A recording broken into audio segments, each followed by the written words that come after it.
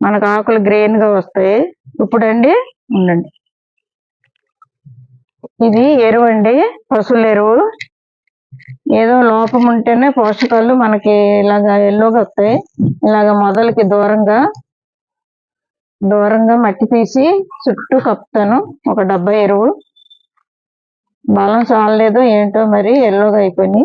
ఇది కూడా వేద్దారు, ఎరువు కూడా వేస్తే మనకి బలం లేకపోయినా బలం వస్తుంది. పశువుల ఎరువుల్లో అన్ని పోషకాలు ఉంటాయి కదా, అందుకని చివరికి వేస్తున్నాను డబ్బా ఎరువు.